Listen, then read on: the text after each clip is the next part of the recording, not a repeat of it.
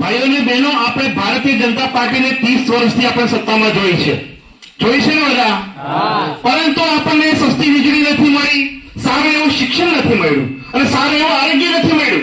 એટલે આપણે આમ આદમી પાર્ટીનો સાથ લીધો છે.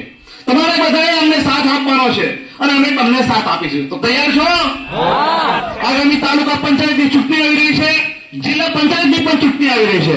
એમાં આપણો ભાઈ કોઈ પણ હોય એને આપણે બહુમતી જીતાવી લાવીશું. તો લાવીશું ને જીતાવીશું? તૈયાર છો ને?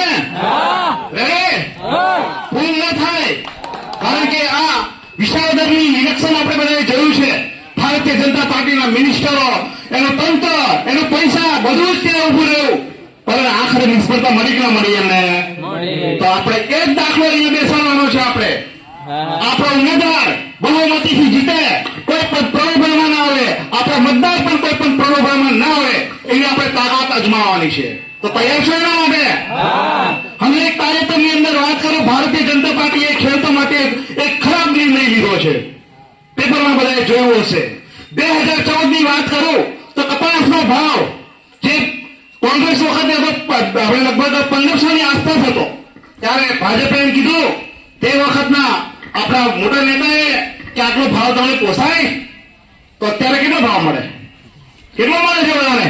1300 રૂપિયા. બજાર ભાવ કેટલો મળે છે? 1300. અને ધીરે ધીરે બજાર ગગડે તો પાછું 1000 માં જતું રહે. થાય છે કે નહીં થાય? તો આ લોકોએ આપણને જુઠ્ઠું ફેરાઈને આપણી પાસેથી વોટ લીધા છે. બીજી એક વાત કે ટ્રમ્પની જોડે સાંઠગાંઠ કરી આ લોકોએ, અને જે શેષ છે, આ ડૂડી છે, એ ઝીરો કરી નાખી. તો ઝીરો કરી નાખવાથી આપણને શું નુકસાન થાય એ પણ તમને સમજાવો. જેવી રીતે આપણા ગુજરાતની અંદર જો પૂરતો પુરવઠો હોય અને આપણે બહાર મોકલીએ તો આપણને ફાયદો થાય કે બીજાને ફાયદો થાય? કોઈ પણ બહાર ખાતું હોય, ધારો કે અનાજ છે, કોઈ પણ અનાજ લઈ લો ચાલો, તો કોને ફાયદો થાય? આપણને થાય. અને આ લોકો તો એવી વાત કરે છે ઝીરો શેષ કરી નાખી અને આપણા ગુજરાતની અંદર ટ્રાન્સફર કરવામાં આવે છે. તો કોને નુકસાન થવાનું? આપણને થવાનું. કારણ કે આપણને ભાવ સારા મળવાના નથી. કારણ કે એમના સાંઠગાંઠના વેપારીઓને સસ્તા ભાવે આ કપાસનું રૂ મળશે, તો આપણું રૂ ક્યાં જશે? સમજ્યા બધી આવત? તો તૈયાર છો આવનારી ઇલેક્શનની અંદર? આપણા આવા અનેક સમસ્યાઓ છે આપણે ગુજરાતની અંદર. આ બધી જ સમસ્યાઓ સાથે લડવાનું છે અને આમ આદમી પાર્ટી જ વિકલ્પ છે. કોંગ્રેસ તો કઈ બોલતી નથી. બોલે છે ક્યારે? આપણા માનનીય ધારાસભ્ય ચેતરભાઈ વસાવા આપણા માટે, આપણા સમાજની સમસ્યાઓ માટે કેટલી લડત ઉપાડી છે ને?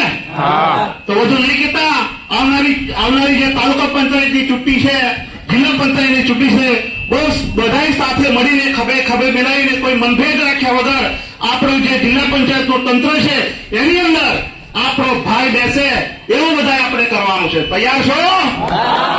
આપણે વિચારધારાવાળી કરવાની છે. જય હિન્દ, જય ભારત. મને બધે સાંભળ્યો. ખૂબ ખૂબ ધન્યવાદ.